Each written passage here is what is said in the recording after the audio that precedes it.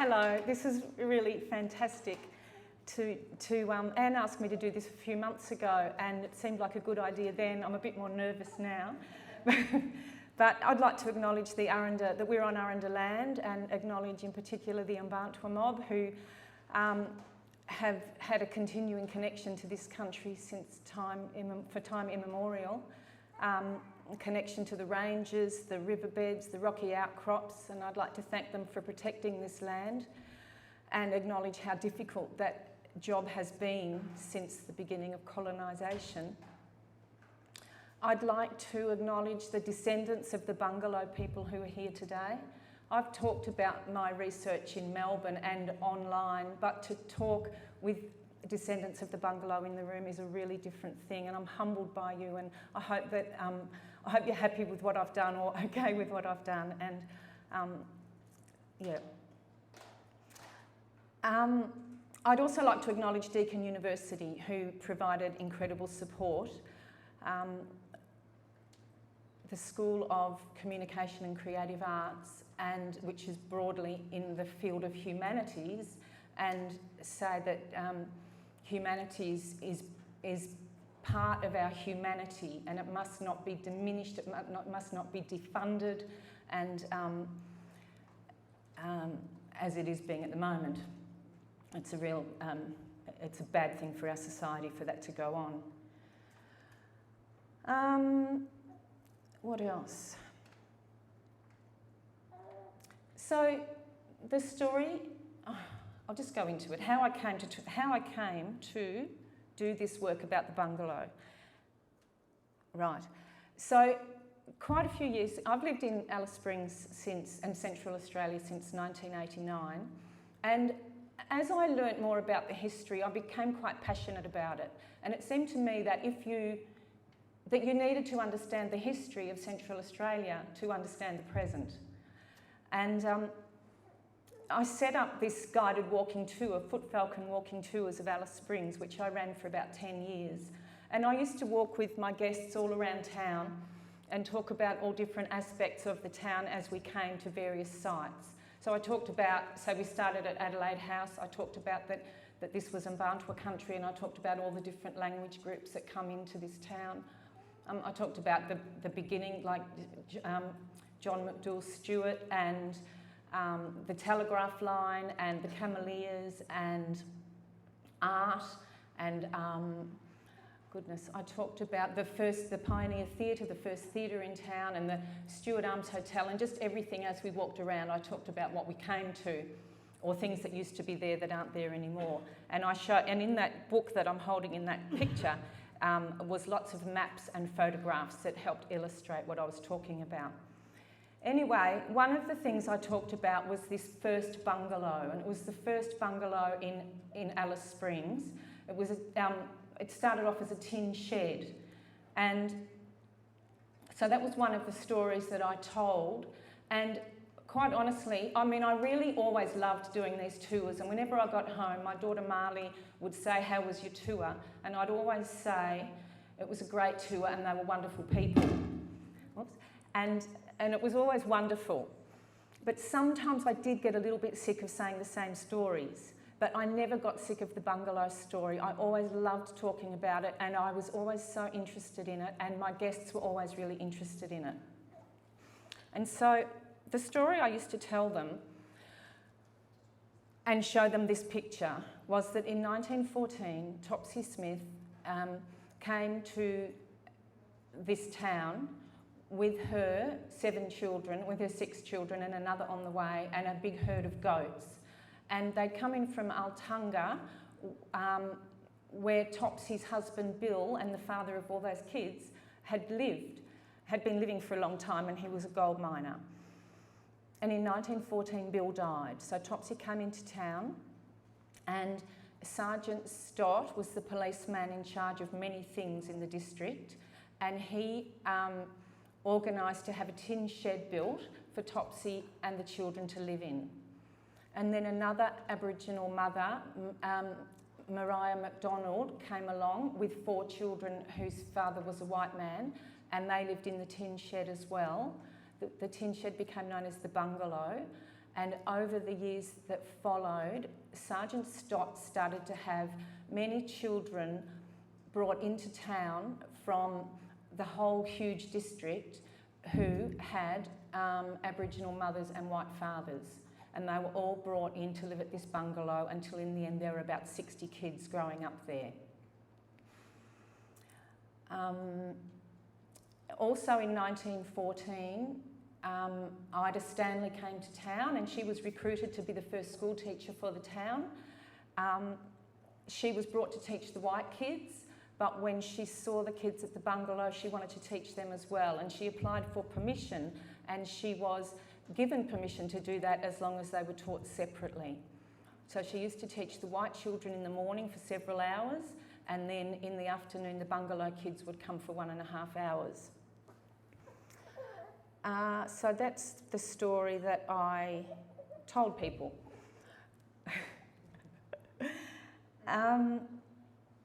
Then what happened? I started to think that I'd like to write a book about that because I love writing books, and I had written 2 books by then. And then I went to my daughter's graduation of her arts degree at Melbourne Uni, and I'd never been to my graduations. I had a Bachelor of Education and a Master's, but I hadn't gone to those graduations, much to my father's disappointment. And then when I went to my daughter's graduation, I understood. It was just wonderful. And I watched the PhD graduands, and each of them got onto the stage and talked about what their research subject was about, and just to kind of had to make it brief, which I'm not doing. And they were so fascinating because PhD subjects are always so intricate and so specialised.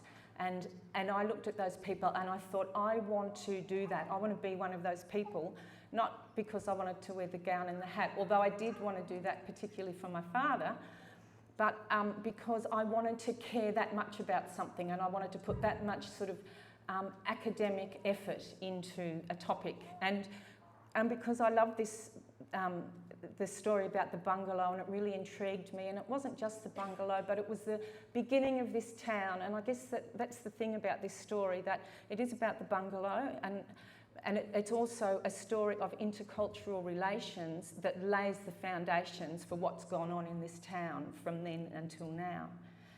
And so that's, I guess, how I've approached it. And I think that for every situation, there's a great deal of ways to tell that story, depending on who it is that's telling the story. So in my PhD, I wrote a history of the bungalow. I took creative liberties for very particular reasons. It's all very well researched. And I set out to write a work that was it's from my point of view, because that's the only point of view I can write from.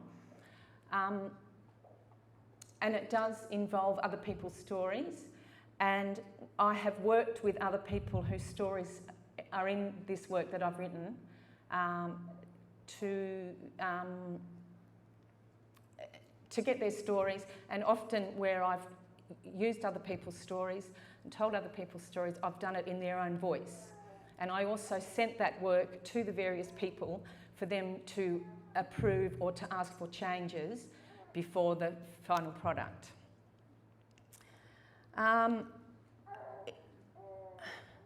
think that these stories of intercultural history, I think that, Australian history has been told a lot by the colonists and from a colonial point of view. It's left a whole lot of stuff out. It's presented Australia and its settlement in certain ways that favour the colonists, and there's been a great deal of dishonesty, and that's something that I was really concerned with my work, and I think that it's up to all of us to delve more deeply into all of the stories and the truth, and to get past the colonial versions of history that have formed the identity of this country and have caused so much trouble.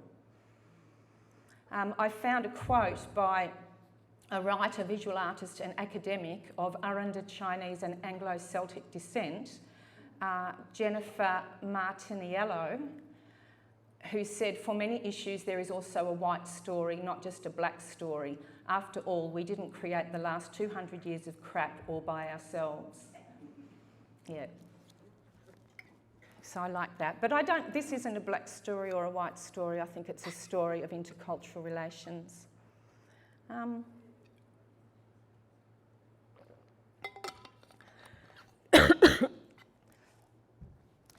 So when I started on this, when I applied to do a PhD about the bungalow, I didn't really know what that meant.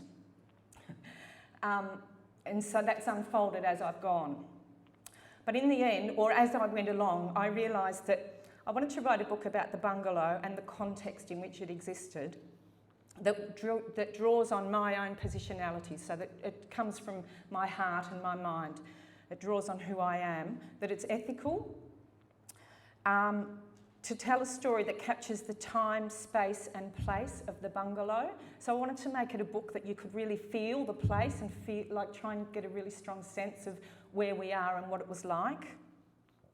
To demonstrate that what went on a century ago is alive today in Central Australia and beyond. To challenge the way that Australian history has traditionally been written. To appeal to a general Australian readership, so to write something that lots of people could engage with and enjoy. And to contribute to, I think that there is change happening, and to contribute to that change in the way that Australia understands its past and the way that Australia sees itself. So I guess that they were my aims that developed as the project went on. So one of the first things I did was I'd worked with Sharon Donnellan years ago, and I had an idea that she was descendant of Topsy Smith. And so I contacted Sharon and asked her that, and she said, "Oh, you need to talk to my mum. My mum's got all the stories." And she put me on to her mum, Christine Donnellan. Thank you. Wonderful to see you. And I said that to my daughter, who's not here, is she? She said she'd be here. Is she here? Oh, there she is. So I said that to Marley one day, that I was going to talk to Christine Donnellan. I was in Melbourne. Anyway, she said, "Oh, Nana Biddy." And Marley had hung out with her grandkids and been to Nana Biddy's house for a party. And so it was kind of really close. So I went and talked to Christine, and she shared lots of information with me. Also, I found, sorry, I've got a bit vague, Evelyn Atkinson, yes. I found a file, and it was about Sarah Braden. And Sarah Braden was born at Henbury Station in 1907. And this file had a lot of information about Sarah. It had photocopies of her, of the pages of her bank book, which seemed incredibly personal and invasive. But the thing, of course, was that her bank book was held by Stott, and she didn't hold her bank book until she turned 21 and got married, and then she was allowed to have her bank book. So her bank book was a really important thing, as it was for all these young people that grew up in the bungalow. So I found Sarah Braden's mum, who lives in the hills up out of Melbourne, and I went up and met her, and she told me lots of stories about her mum, who didn't live in the bungalow, but anyway, I might get onto that later on. I also found another woman who's probably on the Zoom, and I didn't acknowledge the people, my beautiful friends in faraway places, and including Jennifer Neighbour Pott, whose mum also grew up in this bungalow we're talking about, actually. Maggie Plenty. And Jennifer is on the Gold Coast, but through lots of phone calls and emails, Jennifer also shared lots of information with me. And then also Chippy Miller. Thank you for this information that you shared with me as well. These people told me things I couldn't have found in any other source. Jennifer told me that Ida Stanley, so Ida Stanley is the white school teacher. Sorry, I didn't talk about that very well. She, from 1914 into 1929, Ida and Topsy really ran the bungalow and looked after all the kids.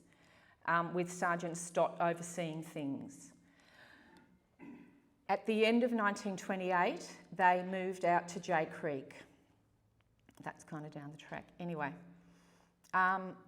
Jennifer told me that her mum told her that Ida Stanley told Topsy off for showing honey ants to the kids.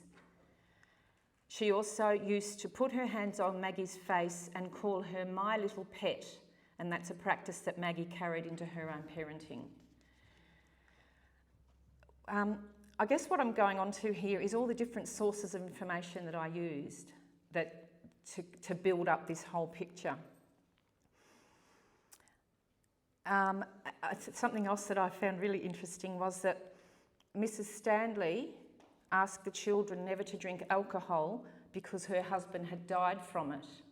So Ida Stanley came to Alice Springs in 1914, and she was in her early 40s, and she had raised 4 children pretty much on her own. Those kids' father, George Stanley, sort of wandered off and left Ida to do that. And then, so when she came up here, she asked the children not to drink alcohol because her husband had died from it. But George didn't die till 1934. So Ida, I guess Ida was forced to, it was much easier for her to say she was a widow. Right, so there were those sources and some other really important early sources that, oh look, that's another picture of the kids at the bungalow. The bungalow was really rough, and there really weren't beds, and the children most of the time slept outside like that. I think they were allowed a blanket each per year. That was their allowance. Some other really useful information were these 2 books, Racial Folly by Gordon Briscoe, whose mother lived in the first bungalow, and then later the bungalow moved to the telegraph station, and Gordon was born there. Anyway, he wrote this incredible book for his master's degree about really about government policy and how it affected his family. And then there's also Dick Kimber's book, Man from Altunga, which is the biography of Walter Smith, which also had such rich, valuable information.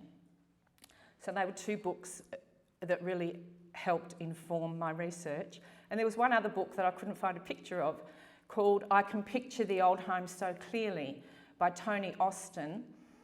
That's about Commonwealth policy between 1911 and 1939 in the Northern Territory and its effects on people. Now, more information about the bungalow came from 4 oral histories that are held in the Alice Springs, in the Northern Territory Archives in Alice Springs, and they are transcripts of recordings that were made with 4 kids who grew up at the bungalow in later years of their life. And that was Clarence Smith and Ada Wade, who were both children of Topsy, Milton Little and Emily Little Nee Perkins. Those transcripts were so obviously illuminating about life at the bungalow from those kids' perspective. So I'm just going to read you a few little bits from those transcripts. This is from Clarence. Oh, it was all right, like, you know, being a kid. I suppose we were free to run around here and there, but our schooling was very poor. We used to play the wag a lot, but there you are. We were punished for that quite a bit. Milton Little. We only had an hour and a half for schooling a day because there was too many kids. The white kids went to school in the morning. That was all the Hayes and Nickers and all them mob. And part-coloured Aboriginal kids went to school in the afternoon, which was only an hour and a half a day. And you got very little education, of course. In that time, too many kids. Mrs. Stanley was teaching from kindergarten upwards, you may as well say. And then Clarence and Milton talk about when they used to go out from the bungalow in the centre of town, and they used to go out into the hills and get food and have some freedom. So this is Clarence. We went out quite a bit. Coming out here to Morris's Soak, that used to be our popular place. just into the hills there. There was a big soak there in the creek, and we'd have our lunch there and we'd walk around all over the hills. It was really nice. We'd walk there and walk back again. We'd be walking all day long, just enjoying ourselves for the day. Carry our lunch out there, and then we'd leave all our lunch there and go out having a look through the hills and that. Might get a rabbit or two, bring it back to the dinner camp for our picnic lunch and cook it up, share it around. All had a little piece. It was always shared, whatever we got. Any bit of bush tucker they called a langwa.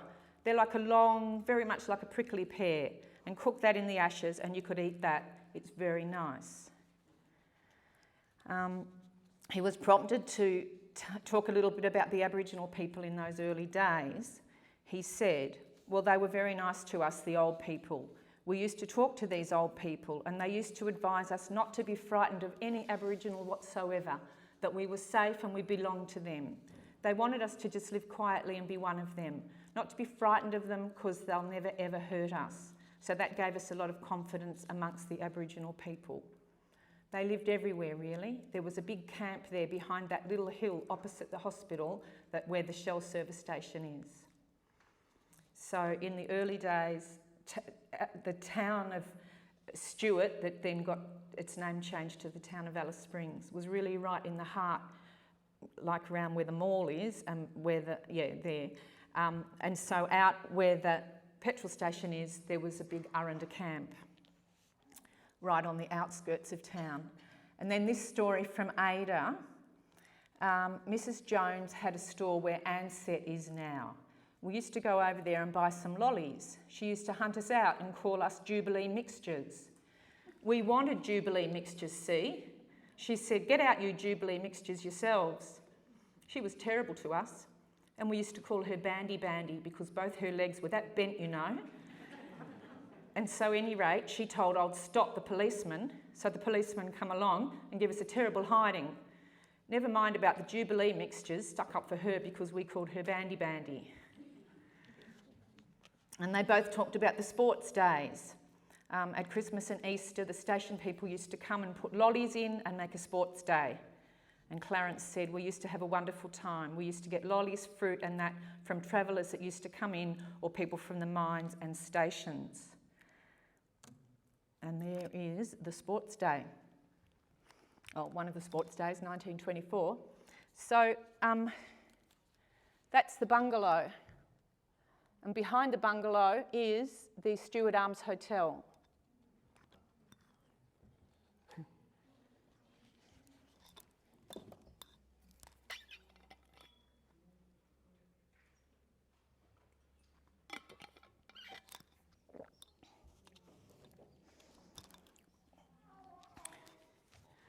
Okay, so there was all that incredibly rich material as well as all the photographs. There's lots of photographs of that whole time in the Alice Springs branch of the National Archives, of the Northern Territory Archives. An incredibly helpful staff there who'll help you find it all. Now, other sources of information I used were the National Archives. So you can go online and there's onto the National Archives of Australia website, and a lot of the documents have been digitised, so they're there online, so you don't even have to go to Canberra or anywhere else. And I just started searching. In all of this archival research, I never knew what I would find, but it turned out that there were many really thick, rich files full of documents pertaining to the bungalow. And of course, the archives is a particular kind of information. It's information that's largely written by the white men who were in charge. So there were a lot of documents that went between Stott and up to Darwin, to the administrator or to the Chief Protector of Aborigines. And there was also lots of documents that went to Commonwealth departments that were in Melbourne. And there was a file, I think, called the Bungalow, Alice Springs, and it's got 500 documents in it. And some of them are just little notes scribbled on a bit of paper that you can't really make sense of. And you just have to sift through it all, and then you just find, like, the thing about me is I want to go there, and you can all, through all of this stuff, you can sort of go there. Let me think.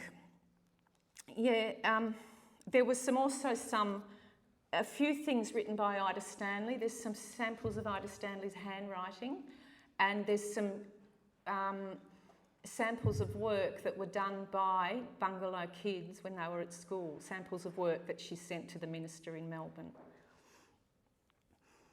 I should have made a copy of that, sorry. There was, this was juicy. One of the files I just came across was called C.E. Kelly Complaints re Sergeant Stott.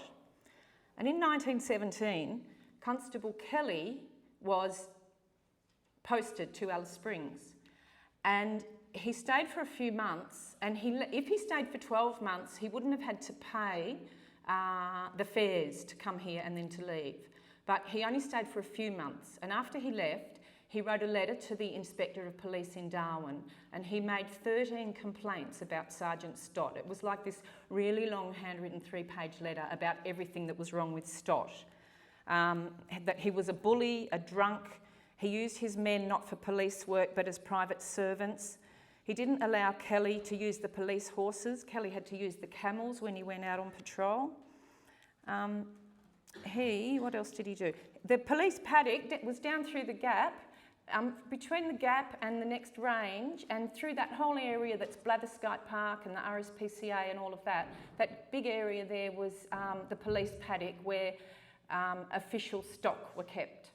And so Kelly complained that Stott also kept his private stock in there to the detriment of the official stock. He kept prisoners in jail for the full term of their sentence for the sake of the 15 shillings a week allowed for their keep. He didn't provide the blacks with rations allowed by the Aboriginal Department, but gave them to his private boys. He ill-treated and bullied the sick blacks. He ill-treats the, I hate this word, half-castes in the bungalow who work for him. He accepts bribes and does not do his duty by those who do not give him such bribes. So these were all the charges against Stott. And a judge came down in the December of 1917 and held a hearing, an inquiry that went on for a couple of weeks, and really talked to many people in the district. At that time, Alice Springs probably had 3 houses, 3 shops, a police complex and a pub, and that most of the activity was going on in the big area around, like out into the desert, the stations, all the First Nations people living on their lands, the gold mining, the mission at Hermannsburg. So anyway, anyone who couldn't come into this hearing sent a letter. And although this doesn't relate directly to the bungalow, although it does a little bit, this file shed incredible information on who was around at that time and what their attitudes were. So it was a really juicy, rich file. The people who gave evidence were, I'll just read them. James Baker, the storekeeper, Lewis Bloomfield, pastoralist, Leonard Percival Brown, the publican, Vivian Rose Brown, the publican. She was Ida Stanley's daughter. William Coulthard, pastoralist, Dora, who was a domestic servant of the Stotts, Archibald Giles, who was a pastoralist, Robert Henry Harris, pastoralist, Johnny, a worker at Bond Springs Station, Edward Henry Kunoff, pastoral manager and former policeman, Robert Harold Lake, pastoralist from Altunga, Keith Francis MacDonald, linesman on the Overland Telegraph Line, John Mackay, mounted constable from Alice Well, Aaron Myers, pastoralist, Sam Nicker, pastoralist, Charles Noblette, mounted constable from Altunga, Robert Ploughman, the travelling missionary from the Presbyterian Church, Edie Powell, who was a bungalow resident and domestic servant of the Stotts, Frederick Alfred Price, who was a postmaster from the Alice Springs Telegraph Station, Fred Raggett from Glen Helen Station, Jimmy Raka, bungalow gardener, Bernard William Sherman, mounted constable Alice Springs, Ida Stanley, Sergeant Stott, Carl Strello from Hermannsburg, Tracker Sam from the Alice Springs Police, Tracker Tom from the Alice Springs Police, Henry Walkington, Justice of the Peace, Kitty Williams, domestic servant for the Stotts, and George Wilkinson, storekeeper, Alice Springs. And they all gave evidence, and their evidence really takes us back to that time and place. Anyway, after the judge weighed up all the evidence, he decided that there was absolutely no case to answer, that Kelly was mischievous. I mean, it was possible that Kelly didn't want to pay the money that the relocation expenses, but also from various sources, you know, Stott was a bully, and Stott was a really strong, powerful man. He what's it called? Summary justice. You know, he sometimes just kind of gave people a good hiding if he thought that was in their best interests. He also applied first aid to people who needed it. It's really complex. Sergeant Stott retired in 1927. By then he was in his 70s, and he went down to South Australia, and he was intending to buy land and probably run sheep, I think. Anyway, he was in Port Augusta, and one day he walked onto a railway track. He was hard of hearing, and a train came along and ran him over, and that was the end of Sergeant Stott.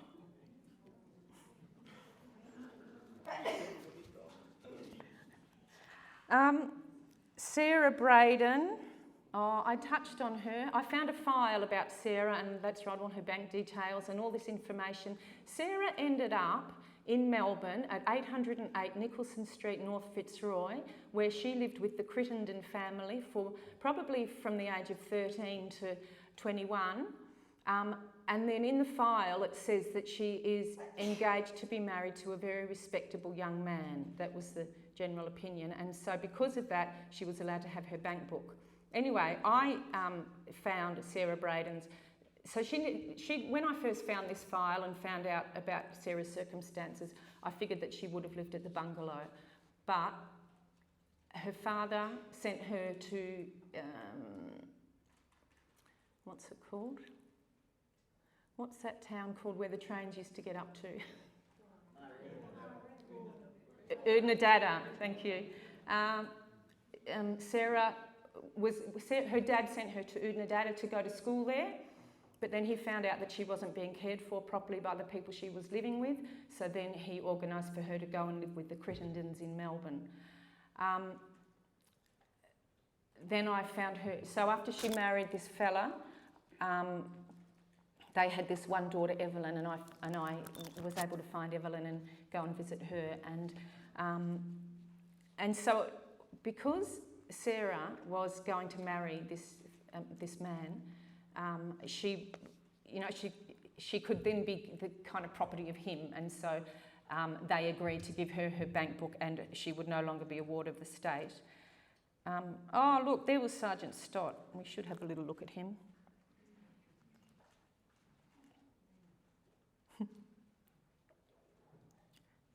Anyway, this was a photograph of Sarah on her wedding day, and it was so beautiful when Evelyn produced that.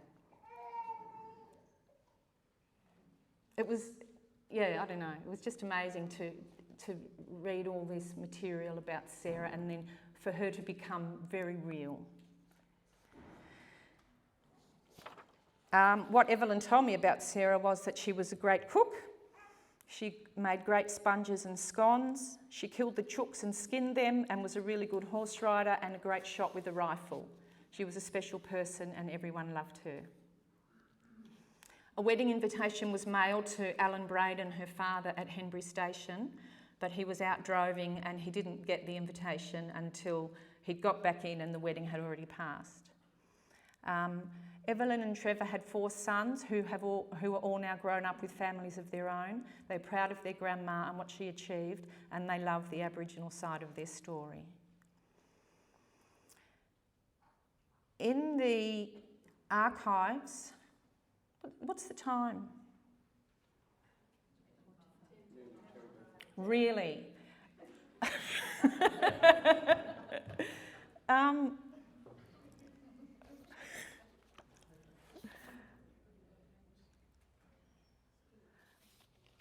Okay, no, it's all right. Or I could stop and we could just have questions. Do you want to do that for 10 minutes? Okay, thank you. In the archives, as I said, there's thousands of documents, but as I said, the archives are really biased. The archives are one perspective on history, generally. So Topsy Smith, who looked after all of those children for all of those years, breastfed babies who weren't her own, cared for those kids day and night, 24/7 for 15 years at the Bungalow.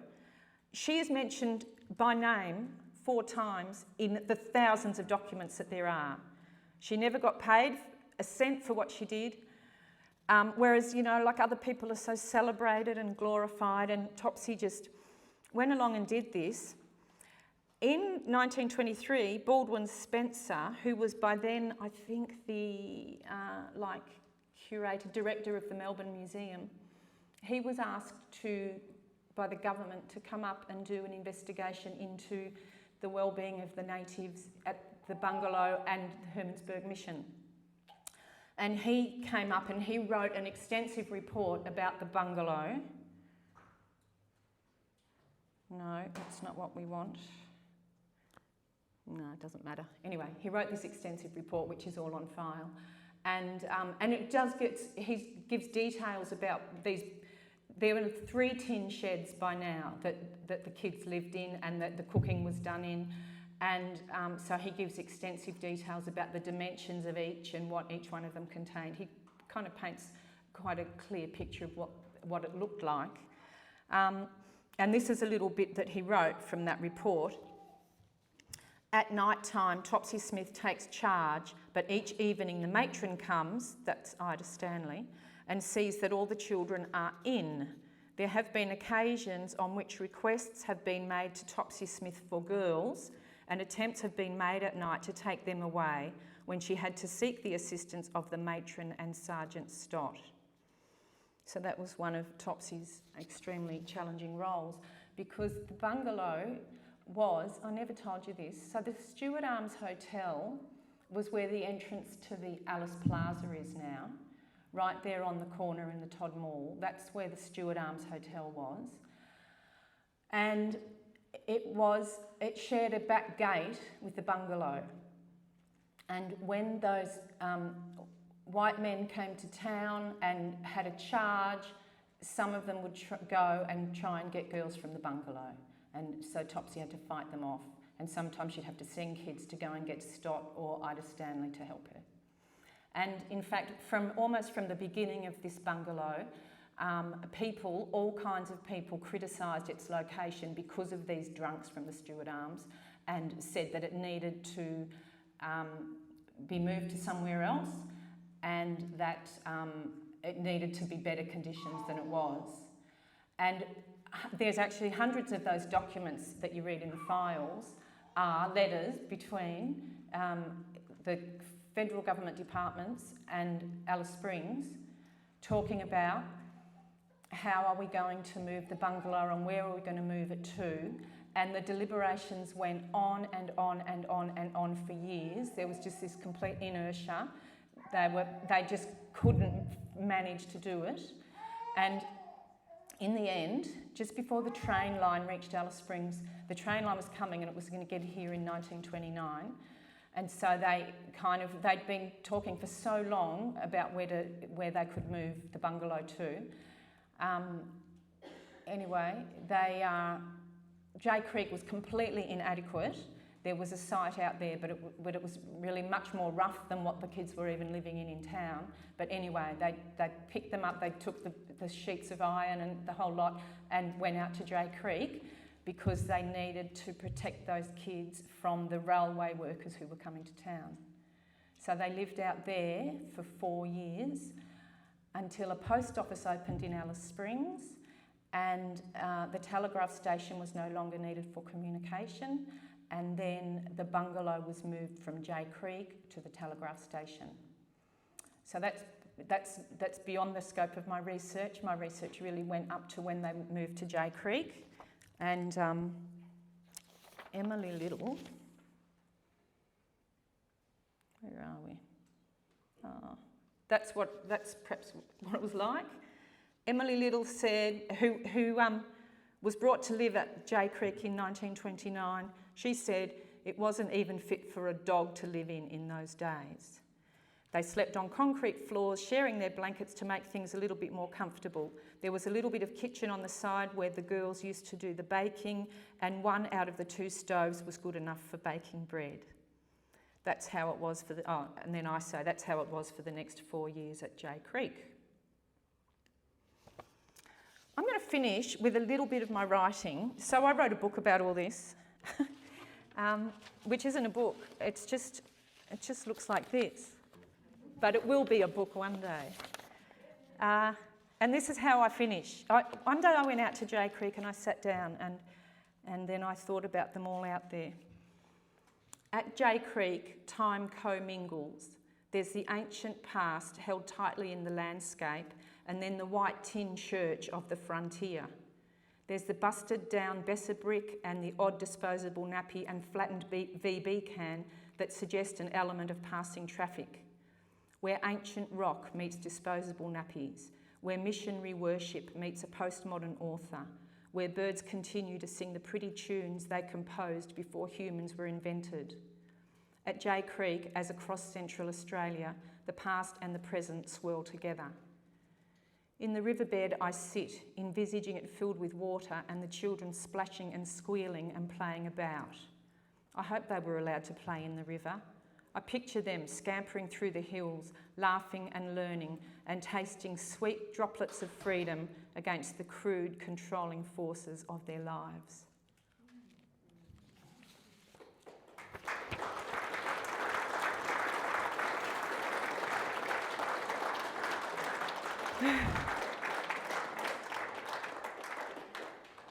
Thank you.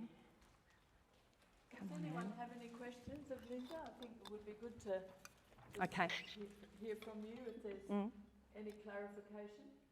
Yeah, why did they take the kids in the first place? What was their reason? Oh man, that's huge. Maybe, I don't know, does anybody else want to answer that, talk about that?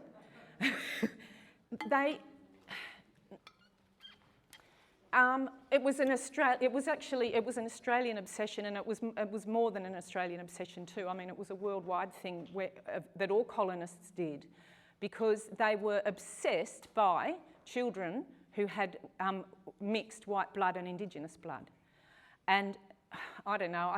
They didn't want those white kids running around out there. I don't know. Does anyone else want to add to that?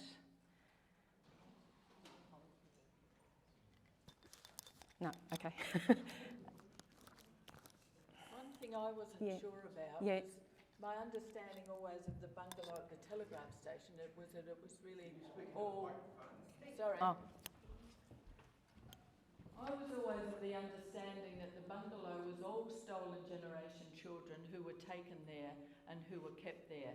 The early bungalow, was that also town Aboriginal people who attended, or was it also children who were taken there and kept there and kept away from their families? I think it was that one. Was that one, yeah. So from 1914, that then the children were there and expected and supervised to stay.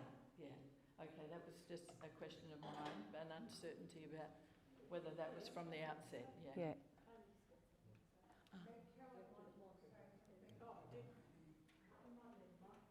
Yeah. Pity we can't take that over there.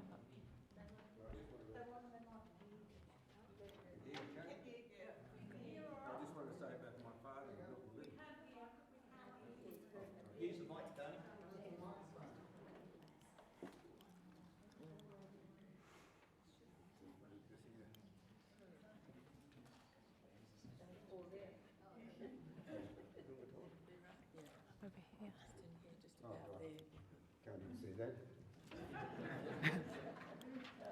No, I just wanted to say that how they got in and all that sort of thing. My father and his brothers and sisters were at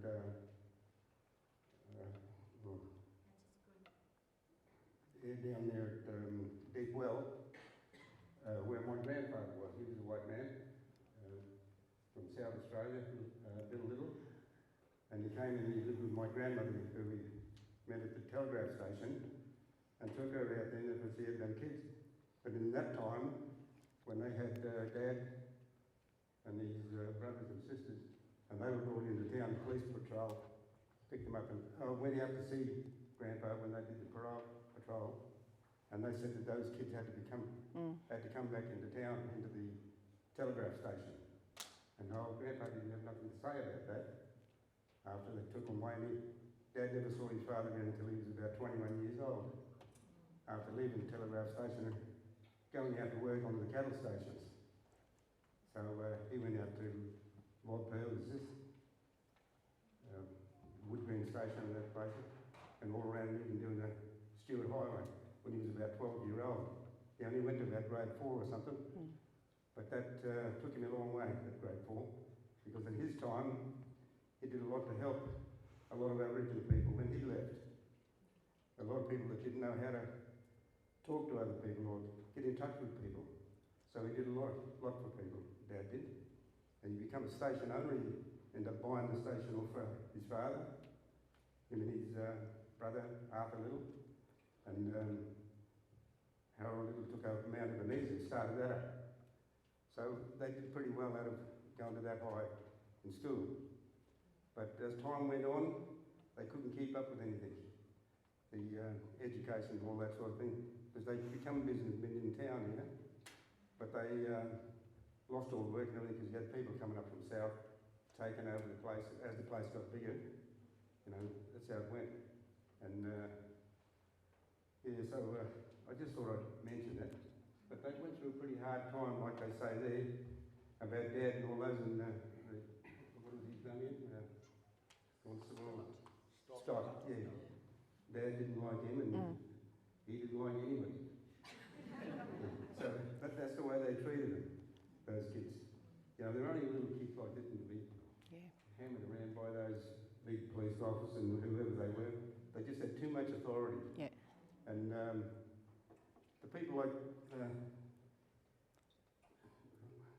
your grandmother, the way they looked after them, if it wasn't for them looking after those kids, a lot of them would have died away into nowhere, just brought into town and just left, only for that woman. And brought everybody together. Sometimes I get a bit emotional about all this sort of thing. Of course. I used to hear my father talk about the way he was treated and everything by these people. You know, we talk about them and they're historians and they did this and they did that. But the things that they did to those kids and, you know, sending out to work at 12-year-old and working 12 hours a day or more. You had to do something, just keep going. If you didn't do it, you'd get a hiding for it. They're pretty much That's slaves. All they did, yeah. They're slaves. Slaves, yeah, that's what they were. A lot of them never got paid. Yeah. Dad left 3 stations after he got to a stage where he was able to talk back to people that treated him like a slave. And he walked off the place. He said, I'm leaving. And they said, well, you won't get nothing out of that. So he walked on to the next place. Walked away with nothing, not even a swag. So that's how tough things were in those days. And we had a pretty up time ourselves, like being put into homes and that when we came up, because like into St Mary's Hostel, home and into the convent and all that sort of thing. They were pretty hard on us too when you'd be away from your mother and father. So I know what it's like. And anyway, I don't want to go on and on about this. Thank you. Yeah, thanks. Terrific.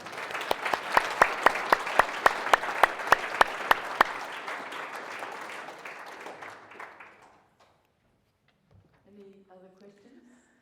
I just had a question, Linda, at the start. You said you took some, I can't remember the words you used, but poetic license. Oh, yeah. And you had very good reasons for that. Okay. Just talk a little bit about what, that creative writing process rather than a strict history. When I realised that I never wanted to write a straight history, and I'm not a historian. I found a term along the way, which is that I'm a practitioner of history. And so there's a technique called, speculative biography, which is often used by writers to apply to people like Topsy Smith, who've made a huge contribution in history, but of which there's very little material I mean, there's what Nana Biddy told me, and there's what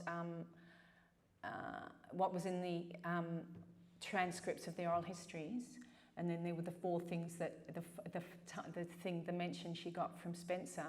But how can I write somebody like her into history and give her the acknowledgement and credit that she deserves when I've got so little to work, you know, to go on? And so I wrote pieces, I wrote some things about Topsy, and that's just one example where I said, we don't know what it was really like, but perhaps it was like this. And it's based on everything I know, all the evidence that I've got, as well as some extension of that. Yeah, I also did it with Ida Stanley. There's not much by Ida Stanley. There is obviously more by her than there was by Topsy, but I wrote a journal entry by Ida Stanley of when she first came into town, and I said Ida Stanley didn't keep a diary, but if she had of, perhaps this is what she would have written. Yeah, so that's one technique, and there's a couple of other techniques I used. And I wrote myself into it deliberately, and I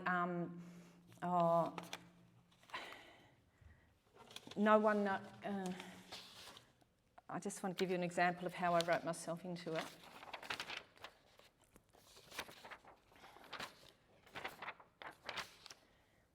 This is how it starts. No one seems to know what time Topsy Smith got to town. It's a trifling detail, really, compared to so many of the others. It's just that I want to know everything. Yeah, so I'm right there in the story.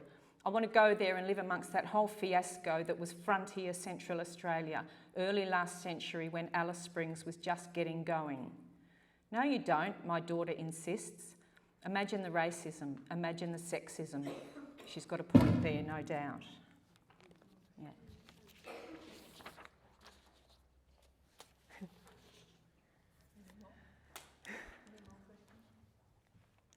Well, I can talk about this forever. If anyone wants to get in touch. Yeah. If I stand here and shout, is that good? Yeah. Yeah, I really want to say thank you, Linda. It's so important that we get to learn about these things, and Topsy Smith Hostel, well, who is that? You know, we know so much more now. I understand with preschool, my kids went there. It's so valuable, and it makes me think.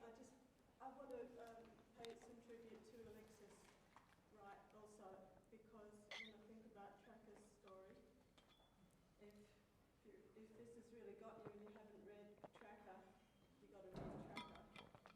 And again, an amazing contribution, and the two of you are really, you know, hold you in highest esteem. Thank you very much. Perfect ending point. This is unscripted, and so I'm just going to go on for a while. And I don't think it's anywhere near as interesting as the bungalow. There's my brother and sister and I'm in the middle, troubled middle child, which is probably partly how I ended up here. And that's Christmas, and I got a sewing kit and a doll, which says a lot, really. Just about the gender stuff. And, oh God, I was thinking about this, all the things I'd tell you. I don't want to tell you too much, but, you know, my dad was a policeman, and my mum, she left the bank when they got married, and she was the oldest of 8 children. I'll tell you about my mother, because that's easier than telling you about me. But so she was the oldest of 8 children, and she raised all those kids. And then when she was 18, she married Dad, and they had those 3 kids. And then just after we'd all, and so she had jobs like working in the school canteen and being the school crossing lady. She had jobs that fitted in with being a wife and mother. And then when we had all left home, I went to visit her one day, and she talked to me about what, you know, she was not satisfied and she wanted to do something, and she had this list of things she'd been thinking about. Maybe she could go to university. She's really intelligent. Or maybe she could get some kind of job, or maybe she could work in the op shop. And she talked to me about all these things that she thought she could do. And I said, Mum, just do what you really want to do. And she said, I've done what other people want me to do for so long that I've got no idea what I want to do. And it made me really sad. So anyway, that's connected to the stupid doll and the stupid sewing basket. And the gender, the gender models.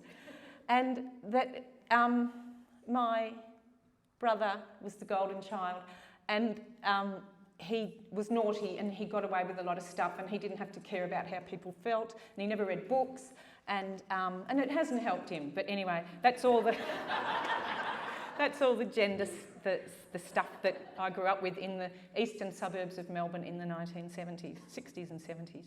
So I was born in Box Hill Hospital, and I grew up, when I was 5, we moved to Mooroolbark, and Mooroolbark was allegedly an Aboriginal word for red earth, and there was no red earth, and there were no Aboriginal people. And maybe that's why I came to Central Australia. And then my parents say that I was a model child, perfect child, until I was 15. And then all hell broke loose, and really it's never gone back. So some of the things I liked to do when I was young was bushwalking. I really loved getting right out there in the bush with a big backpack and a tent and everything you needed. And one of my really favourite places that I ever did that was the walls of Jerusalem in Tasmania. And that's not my picture and that's not me, but it could well be. I went to Teachers College, Rusden Teachers College, and one of my other things that I really loved was activism, and I still love activism. I think it's really important, and I love being at protests and marches and where you feel really strongly about stuff that's obviously going the wrong way. Anyway, in 1983, I went with a group of fellow students from Rusden. We went in an old red EH station wagon to Roxby Downs. So we drove from Melbourne to Roxby Downs, smoking joints all the way. And we went to the big protests that were happening there against the new uranium mine. And I got arrested, and when I have a national police check done, it still comes up. And I'm quite proud about that.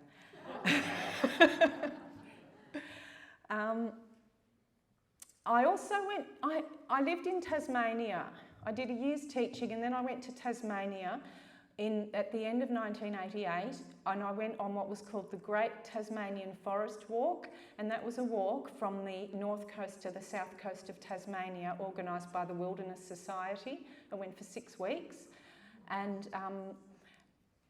during that, I did that and I loved it. And my first year teaching was incredibly difficult in a really difficult school in Geelong, Corio North High School. Anyway, I was sitting in the forest with all my kind of hippie friends in Tasmania, and I was thinking about going back to school to all these kids who were really naughty and used to make me cry.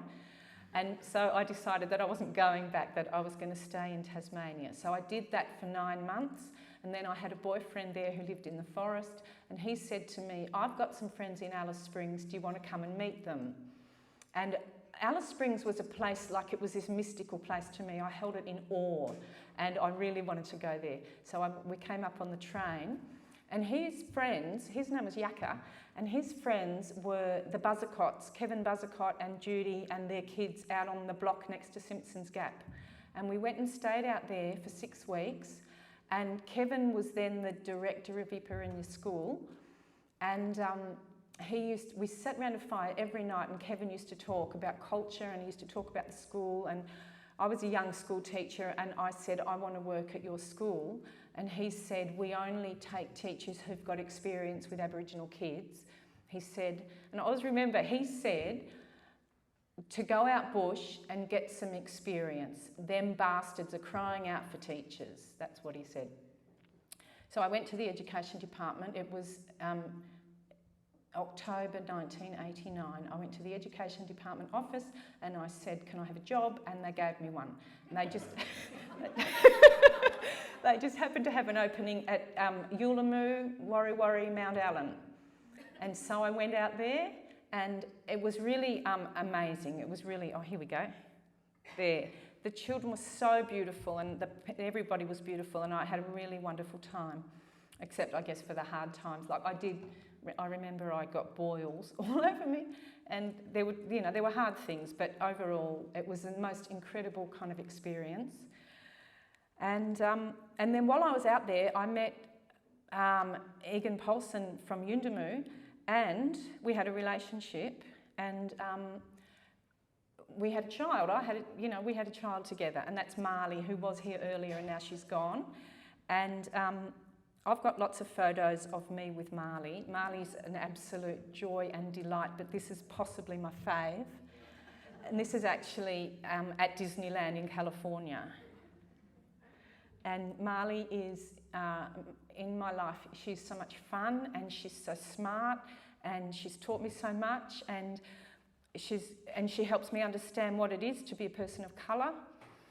And yeah, it's a pity she left, but she said she knew all about me, so she didn't need to stay.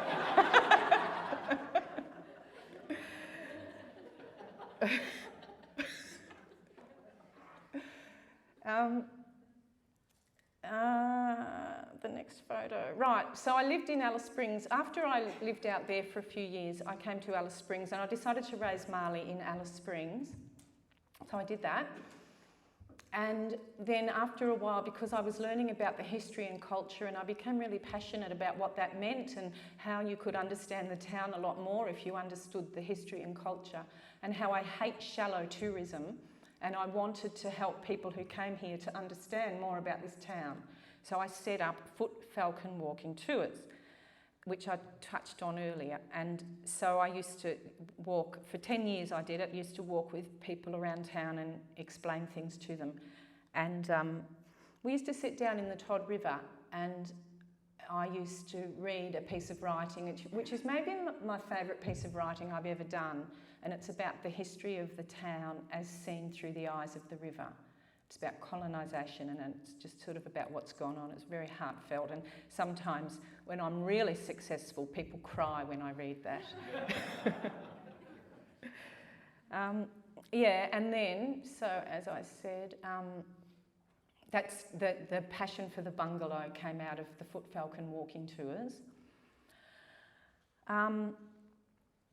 In 2008, the Town Council were advertising for somebody to write a book about the recent history of the town, and I put in a tender or whatever submission, and so I was successful, and so I researched, for 3 years I researched and I wrote this book about Alice Springs from 1986 to 2008, and that was my first book. So I have written since I was a kid, and I really love writing.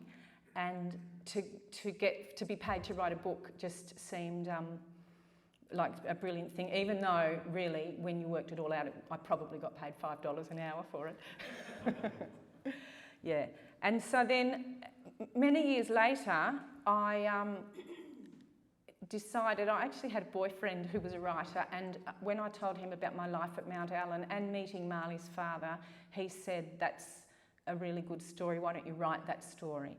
So I did write that story, and that was Cool Teacher that came out in 2016. Just after I turned 50, I went over to Europe, and I had been overseas, but not really. So I went to Europe for 3 months, and I went to 6 countries. I went to literary festivals and like the Colosseum and all sorts of places. And then when I was in Rome, I met this girl and she was like my Roman angel, and she took me around and showed me her favourite places in Rome. And I just put that in because I just wanted to talk about how I love, how much I got out of those travelling experiences. And also then Marley, when she left here and she went to Melbourne Uni, and then she went to live in England for 2 years, and she loves it in England.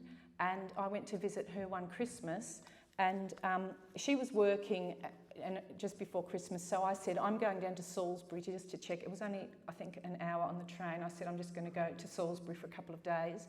And when I got there, I found out that it was the time of the winter solstice at Stonehenge. And there were free buses out to Stonehenge, and there was no entry fees, and you could go right up to the stones. And when I went back to London and told Marley that that's what happened, that I just happened upon this winter solstice at Salisbury, at Stonehenge, she said, "Yes, of course you did."